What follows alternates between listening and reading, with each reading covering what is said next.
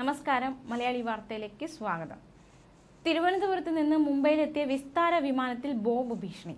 വിമാനം ലാൻഡ് ചെയ്ത ശേഷം പോലീസ് യാത്രക്കാരെ പരിശോധിച്ചുകൊണ്ടിരിക്കുകയാണ്. വിമാനം ലാൻഡ് ചെയ്ത ശേഷമാണ് പോലീസ് ഈ വിവരം യാത്രക്കാരെ അറിയിച്ചത്. യാത്രക്കാരുടെ ലഗേജ് ഉൾപ്പെടെ പോലീസുകാർ പരിശോധിക്കുകയാണ്. വിമാനം ലാൻഡ് ചെയ്ത ഉടനെ തന്നെ യാത്രക്കാരെ ബോംബ് ഭീഷണി ഉണ്ടെന്ന വിവരം പോലീസ് അറിയിക്കുകയായിരുന്നു. എന്തായാലും തിരുവനന്തപുരത്ത് നിന്ന് മുംബൈയിലെത്തിയ വിസ്താര വിമാനത്തിലാണ് ഇത്തരത്തിലൊരു ബോംബ് ഭീഷണി ഉണ്ടായിരിക്കുന്നത്. പരിശോധന പുരോഗമിക്കുകയാണ്. എന്താണ് ഇതിന് പിന്നിലുള്ള വ്യക്തി, ആരാണ് ഇത്തരത്തിലൊരു ബോംബ് ഭീഷണി ഉയർത്തിയത്, എന്താണ് ഇതിന് പിന്നിലുള്ള കാരണം എന്നതടക്കമുള്ള വിശദാംശങ്ങൾ പരിശോധിക്കുകയാണ്. അതേസമയം ഈ വ്യാജ ബോംബ് ഭീഷണിയൊക്കെ ഒരുപാട് വർദ്ധിക്കുകയാണ്. പ്രത്യേകിച്ച് ഈ ഇടയ്ക്കൊക്കെ നമ്മൾ ഒരുപാട് വാർത്തകൾ കേട്ടിരിക്കുന്നു. കരിപ്പൂരിൽ വിമാനത്താവളത്തിൽ വ്യാജ ബോംബ് ഭീഷണി ഉണ്ടായത് ഈ ഇടയ്ക്കായിരുന്നു. ഷാർജയിലേക്കുള്ള എയർ അറേബ്യ വിമാനത്തിലെ സീറ്റിൽ നിന്നൊരു കുറിപ്പ് കിട്ടി. തുടർന്ന് ഡോഗ് സ്ക്വാഡ് എത്തി പരിശോധന നടത്തി. പക്ഷെ ഒന്നും കണ്ടെത്താൻ സാധിച്ചില്ല. പ്രാഥമിക നിഗമനം അനുസരിച്ച് ഭീഷണി വ്യാജമാണെന്നാണ് അറിയുവാൻ സാധിച്ചത്. വിമാനം രാവിലെ 5 മണിയോടെ പുറപ്പെടേണ്ടതായിരുന്നു. പക്ഷെ ഇത്തരത്തിലൊരു ഭീഷണി വന്നതോടെ വൈകി പരിശോധനകൾക്ക് ശേഷം വിമാനം പുറപ്പെടും എന്ന് അധികൃതർ അറിയിച്ചിരുന്നു. മാത്രമല്ല, ഈയിടയ്ക്കായിരുന്നു ദുബായിലേക്ക് പോകുന്ന വിമാനത്തിൽ ബോംബ് വെച്ചിട്ടുണ്ടെന്ന ഭീഷണി സന്ദേശം വന്നത്.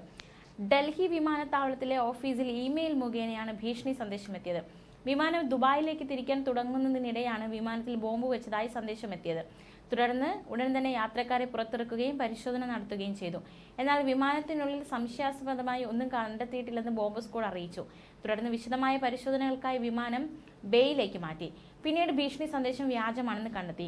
വ്യാജ ബോംബ് ഭീഷണിയെ തുടർന്ന് പ്രതിസന്ധിയിലായ യാത്രക്കാർക്ക് ആവശ്യമായ എല്ലാ സൗകര്യങ്ങളും ഒരുക്കിയിട്ടുണ്ടെന്ന് അധികൃതർ അന്ന് അറിയിച്ചതാണ്.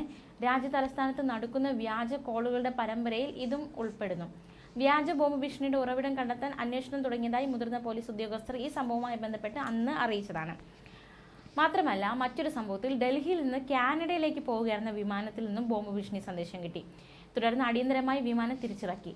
തുടർന്നുള്ള പോലീസ് അന്വേഷണത്തിൽ ഉത്തർപ്രദേശിലെ മീററ്റിലുള്ള 13 വയസ്സുകാരനാണ് വ്യാജ സന്ദേശം അയച്ചതെന്ന് കണ്ടെത്തി.